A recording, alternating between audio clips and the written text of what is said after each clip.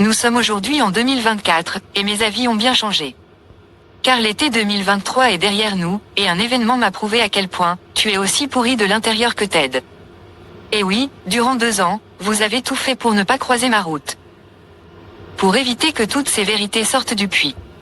Seulement voilà, comme j'ai eu jusqu'ici la grandeur d'esprit de ne pas vous chercher et vous confronter, petit à petit, avec le temps, vous avez pris la confiance.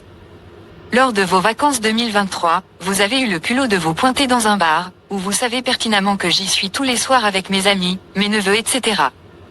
Il s'est passé des choses ce soir-là, et nous n'avons pas la même version, nous allons prendre le temps de faire le parallèle, car c'est vraiment amusant. Je suis arrivée comme d'habitude, et j'ai entendu ton vieux rire, Anissa, jusqu'à l'entrée du bar. Tu n'es jamais très discrète quand tu es bourrée, et droguée à l'insu de tes fréquentations. J'ai pris quelques secondes pour réfléchir s'il était sage de ma part d'entrer, est-ce que j'allais réussir à me contrôler. Puis j'ai décidé d'entrer, car après tout, c'est moi la victime dans tout ça et je n'ai rien à cacher comparé à vous. J'ai pris cette décision, car je refusais de me comporter comme une victime, une fois de plus. Tu m'as pris par surprise pour me violer sur ton canapé quand je dormais, et j'ai culpabilisé des mois avant de me faire soigner et qu'on m'aide à comprendre les raisons physiologiques profondes qui m'ont paralysé ce soir-là. Et c'est là, que j'ai choisi d'entrer et vous faire face, je ne serai plus ta victime, plus jamais. Je suis entrée me commander un verre, c'est là que mon neveu m'a confirmé votre présence. J'ai dit je sais t'inquiète pas, je gère. J'ai été retrouver ma table d'amis, j'ai marché ces quelques mètres en vous fixant du regard. Vous me tourniez le dos mais j'attendais ce moment où Charline, qui m'avait vu, vous préviendrait de ma présence. Elle a fini par vous le dire à l'oreille, mais hélas, vous n'avez pas eu le courage pour vous retourner et affronter mon regard. Je me suis assis à la table de sorte que vous puissiez croiser mon regard, mais là encore, aucun de vous n'a eu le courage. Je vous ai fixé sans m'arrêter de longues minutes en attendant ce moment avec impatience, mais il n'est jamais arrivé. J'ai commencé à m'amuser de cette situation, en constatant que, bizarrement, j'entendais votre rire jusqu'à l'extérieur. Pourtant, dès que Charline vous a chuchoté ma présence, je ne vous entendais plus alors que j'étais à 2 mètres de vous. C'était drôle aussi, comme Ted, est devenu tout raide et droit comme un piquet une fois qu'il a été prévenu. Vous ne parliez plus, vous ne souriez plus, vous ne riez plus. Vous avez fini par vous lever, une dizaine de minutes plus tard, vous avez sûrement écourté votre partie de jeu d'alcool à cause de ce malaise. Toi Anissa, tu n'as bien sûr pas eu l'audace de me regarder, je te comprends. Ted lui, a croisé mon regard quelques secondes. Je vous aurais laissé partir s'il ne l'avait pas fait, mais son affront était de trop. Tu feras l'innocent tant que tu veux quand je ne suis pas la espèce de lâche, mais sous mes yeux, tu joues avec le feu mon copain. Pas après ce manque de considération, pas après cette trahison, pas après votre lâcheté, pas après tous ces mensonges. C'est alors que je me suis levée et je vous ai suivi dehors avec la ferme intention d'avoir cette discussion que je vous avais juré qu'on aurait tôt ou tard, vous vous souvenez.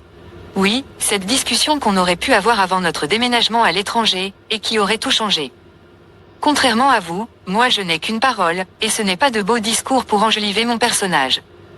C'est alors que, dans la rue, j'ai commencé à crier après vous, j'ai énoncé un gros résumé de ce que tu m'avais fait, Anissa.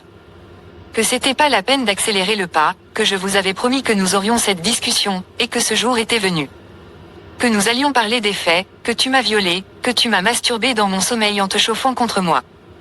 Je t'ai demandé si le consentement signifiait quelque chose pour toi.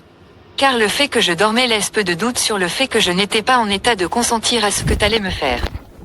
Je t'ai demandé si Charline était au courant de tes addictions à la cocaïne, que t'étais une toxicomane, car une fille de bonne famille riche comme la sienne, je suppose que tu lui mens aussi, à ta nouvelle bouche-trou, que maintenant que vous avez matraqué les gens de vos mensonges, il était temps qu'ils sachent la vérité.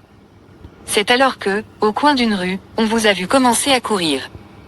À vrai dire, je n'ai pas été surpris, la lâcheté, c'est votre seule option dans votre situation, n'est-ce pas? On vous a rattrapé, vous étiez en train de entrer dans votre voiture, plutôt y sauter.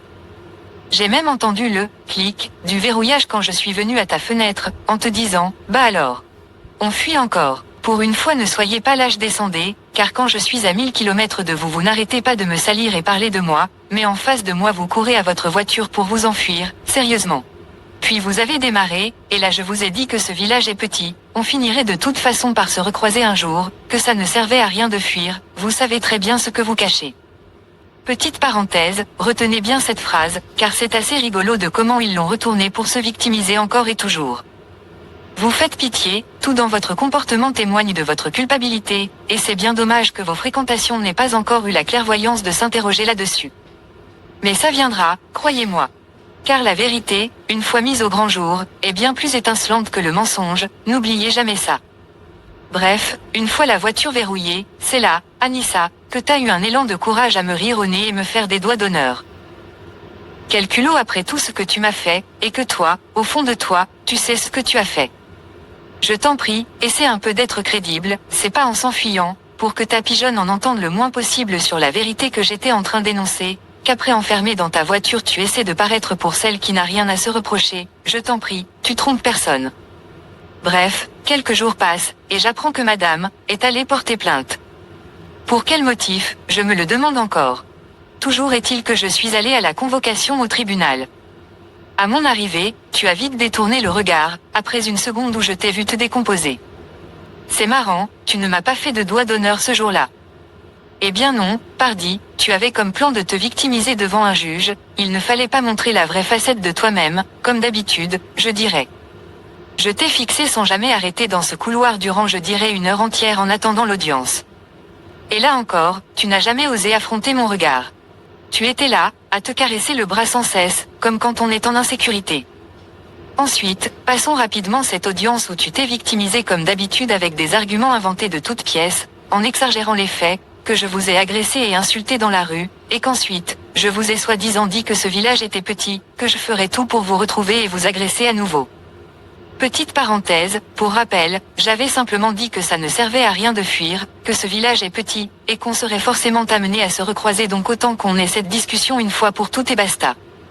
Mais bon, évidemment, c'est une nuance qui ne t'aurait pas été utile devant le juge, n'est-ce pas? Bref, moi j'ai raconté les choses comme elles se sont passées, qu'il n'y a eu aucune agression, que ce soit physique, verbale ou même matérielle et que je ne voyais pas ce que je foutais dans un tribunal. Et comme ce n'est jamais arrivé, que tu as tout inventé, tu n'avais donc aucune preuve à soumettre, je n'ai eu aucune conséquence, pas le moindre avertissement, pas la moindre amende ni même un rappel à la loi, la justice a bien fait son travail. Et ça, tu l'as sûrement très mal vécu. Car quelques semaines plus tard, une amie est venue me demander si j'étais en prison. J'ai éclaté de rire, en disant tu vois quand même bien toutes mes stories sur les réseaux, pourquoi tu dis ça, même si je connaissais déjà la réponse.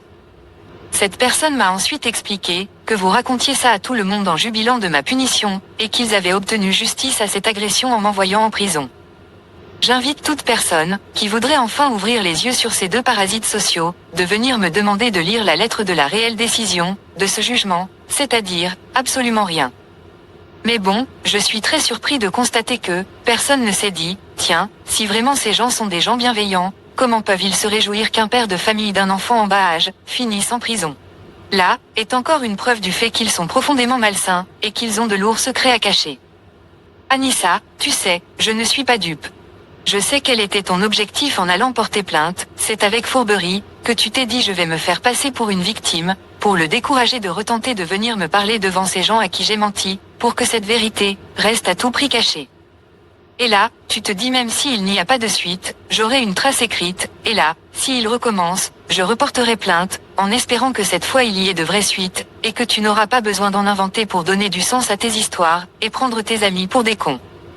Malheureusement pour toi, j'ai pris mes leçons de cette histoire. Et comme je l'ai expliqué au tribunal, le viol a bien eu lieu, et que tu utilisais la police et la justice pour me faire taire, que je n'ai pas le moyen de le prouver, mais que pour la prochaine fois, j'en aurai, car je sais qu'elle recommencera. C'est là que j'ai décidé de me faire suivre pour me soigner mentalement, avec 2 bénéfices, trouver ma paix que je mérite d'une part, et d'autre part me protéger de tes fausses accusations futures et te faire condamner. Car tu sais, ça porte un nom ce que tu as fait, c'est une dénonciation calomnieuse. Et la prochaine fois, je ne te raterai pas. Tu porteras plainte pour tes inventions, moi pour du concret, que j'ai le rapport de la décision du juge, et bien entendu, les captures d'écran de ma conversation avec cet ami, où suite à ce jugement, je suis soi-disant allé en prison. Je joindrai ensuite ta déposition avec ces faits que tu as amplifiés, pour donner du sens à ta plainte, et que là, tu remets ça. À ce dossier, j'ajouterai les coordonnées de mon psy par lequel j'ai été suivi pour ce viol que tu as commis. Je joindrai aussi les coordonnées de mon psychiatre, qui a été nécessaire pour un traitement durant un temps en parallèle pour ce syndrome de stress post-traumatique que j'ai développé, suite au viol que tu as commis. Et là tu vois, on verra qui de nous deux ira voir la couleur d'une cellule durant ses vacances, et qui te demandera des dommages et intérêts. Elles vont te coûter cher ces vacances, au point que t'auras plus qu'à rentrer chez toi. Puis j'aurai moi des traces écrites à aller soumettre à tous ces gens que vous avez utilisés comme des pions toutes ces années, votre chute va être très longue, et l'atterrissage très rude. Pour moi, ce sera un spectacle appréciable, je m'en réjouis, ne t'inquiète surtout pas, mon heure viendra. Je suis quelqu'un de patient, le lièvre contre la tortue prend son temps mais gagne toujours. Vos mensonges vous ont peut-être aidé à vous en sortir à court terme, à moyen terme, mais à long terme, c'est de mon côté que penchera la balance de la justice. Comme on dit, le temps se charge de mettre chacun à sa place. Chaque roi ou reine sur son trône et chaque clown dans son cirque. J'ai déjà eu une démonstration de ce karma, et quelque part, merci infiniment, car grâce à toi et ce viol que tu as commis, j'ai pu passer plusieurs mois en arrêt de travail et passer un temps précieux avec ma fille et son évolution. Peu de parents ont ce privilège à cause de nos obligations professionnelles, et toi quelque part, tu me l'as offert sur un plateau d'argent ce temps précieux avec ma fille, j'ai savouré chaque jour, chaque minute, chaque seconde, l'une après l'autre. En conclusion, tu es aussi pourri que Ted, et ce jour-là, tu as eu le culot de trop. Tu aurais mieux fait de te retirer avant, mais ton excès de confiance te perdra. Je me languis de ma justice, car tu sais, si moi je t'avais violé dans ton sommeil, sans même prendre en considération la façon dont vous m'avez sali derrière pour enterrer la vérité. Juste le viol, franchement, le poids de la honte aurait fait que je me serais au minimum enterré au fond d'un trou, sans parler de l'angoisse de te revoir, et que tu balances au monde entier la vérité. Mais vous vous êtes dit, au contraire, qu'en prenant ce risque vous alliez paraître pour des innocents, n'est-ce pas? Et dans ce trou, j'aurais longuement réfléchi à ta première réaction quand Ted t'a confronté, que tu as dit que si t'étais comme ça, t'avais plus qu'à aller te jeter d'un pont. Non, vous êtes permis le luxe et l'audace de continuer de venir en vacances, précisément là, où tu sais que tu serais amené à recroiser souvent ta victime. Et venir te pavaner devant moi avec tes faux airs d'innocente et famille irréprochable, va falloir t'arrêter à un moment, si t'es pas capable d'avoir la décence de t'arrêter toi-même, je suis contraint de le faire pour toi. De toute évidence tu t'es plongé dans ton rôle jusqu'à y croire toi-même, pour fuir ta conscience. Ah bien sûr, c'est plus facile que t'assumer. J'ai même pas de mots, pour qualifier quelqu'un de ton espèce. Et en y ajoutant tout le reste, c'est encore pire. Alors crois-moi, je serai toujours là lors de tes vacances. Je serai toujours là, à te fixer, moment durant lequel, ce que tu as enfui en toi, remontera à la surface. Un jour viendra où, je ne me mettrai pas dans le tort cette fois, en te criant après dans la rue. Ce jour va arriver prochainement, fais-moi confiance. Pas besoin de crier, pas besoin de t'insulter, contrairement à ce que tu vas raconter, je viendrai te parler très cordialement, et j'aurai des témoins moi aussi cette fois-ci. Tu ne pourras pas m'en empêcher, tu sais pourquoi. Tu as cette liberté d'aller et venir où tu veux, après tout. Mais il y a un revers à cette médaille, te trouvant sur la voie publique, rien ne m'interdit de venir te parler cordialement. Je plongerai mon regard dans le tien tellement profondément, que tu te sentiras violé dans ton intimité, comme moi, je l'ai été cette nuit-là, sur ton canapé. Et là, tout ce que tu as enfoui en toi remontera à la surface. Je me réjouis de voir ta culpabilité, transpirer à grosses gouttes sur ton front, et que tes fréquentations soient enfin témoins de ta véritable nature. Mais tu voudras à tout prix sauver les apparences, et jouer ta dernière carte, aller porter plainte. Tu finiras en cellule, comme dit précédemment, car c'est là qu'est ta place, et sans ton assemblée à duper, tu te sentiras bien seul face à tes responsabilités. La seule satisfaction que je tire de ta lâcheté de ces dernières années, c'est de me dire que tu n'es pas prête de connaître la paix.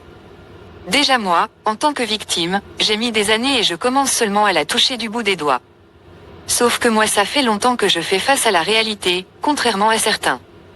Et quand j'aurai trouvé ma paix, je jouirai du fait que pendant ce temps-là, toi, le pire sera encore devant toi. J'attends impatiemment cet été où tu iras encore jouer à l'innocente, je t'attends au tournant, t'inquiète pas, mon heure viendra.